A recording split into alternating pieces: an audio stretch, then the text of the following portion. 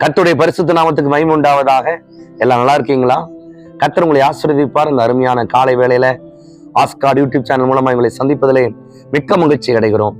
அன்பு தேவனுடைய பிள்ளைகளே, இந்த காலை வேளையிலும் ஒரு சத்தியத்தை நம்ம அறிந்து கொள்ள போகிறோம். எடுத்துக்கொள்ளலாம். வெளிப்படுத்தின விசேஷத்துல 1வது அதிகாரத்துல 6ஆம் வசனத்தை நான் வாசிக்கிறேன்.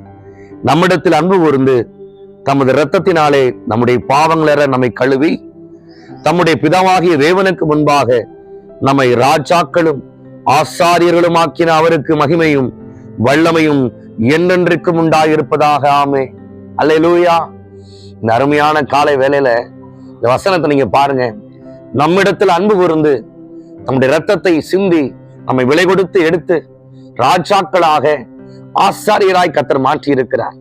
அன்பு தேவனுடைய பிள்ளைகளே, நீங்களும் நானும் யாரு அப்படின்னா ராஜாக்களும் ஆசாரியர்களுமாய் இருக்கிறோம். இன்னொரு வசனத்தை எடுத்து வாசிக்கிறோம் பாருங்க.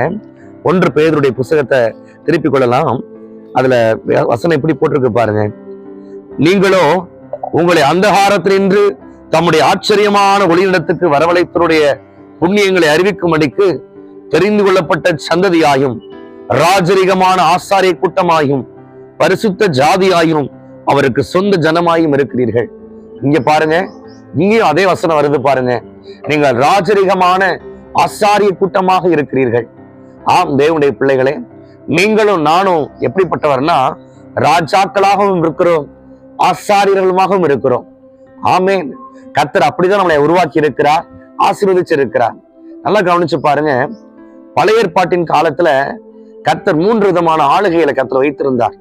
முதல் ஆளுகை யாருன்னா ராஜா என்கிற ஒரு ஆளுகை கர்த்தர் வைத்திருந்தார். அப்புறம் பாருங்க, ஆசாரி என்கிற ஒரு ஆளுகை கர்த்தர் வைத்திருந்தார். 3ஆவதாக தீர்க்கதரிசி என்ற ஒரு ஆளுகை கர்த்தர் வைத்திருந்தார். ஆனா புதிய ஏற்பாட்டுல அப்படி கிடையாது. ராஜாவும் ஆசாரியரும் ஒரே நபர் தான்.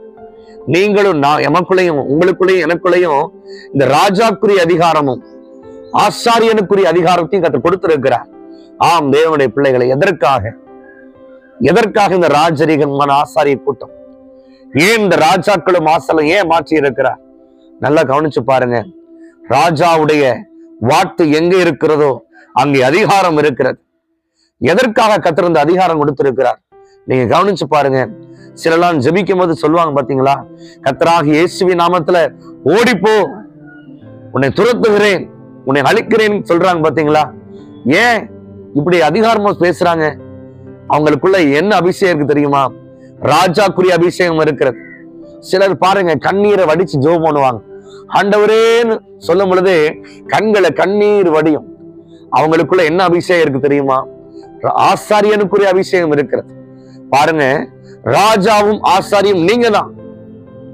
எதற்கு அந்த மகிமை கர்த்தர் கொடுத்திருக்கிறார்னா, நீங்க ஜெபிக்கும்படியாக, நீங்கள் தேவனுடைய சமூகத்துல மன்றாடும்படியாக, உங்களுக்கு விரோதமா இருக்கிற போராட்டங்களை நீங்களே ஜெயிக்கும்படியாக. நீங்க ராஜாவா இருக்கிறீங்களா? உங்களை சூழ்ந்திருக்கிற பிரச்சனையை பார்த்து பயப்படாம நீங்க சொல்ல வேண்டிய வார்த்தை தெரியுமா? கர்த்தராக இயேசுவின் நாமத்துல ஓடிப்போ. அது ராஜாக்குரிய மகிமை.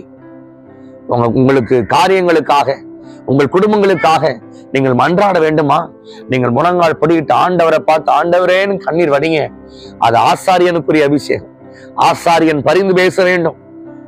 ஆமே. இந்த 2 மகிமையும் ஒரே நபருக்குள்ள வச்சிருக்கிறார். அதுதான் நீங்களும் நானும்.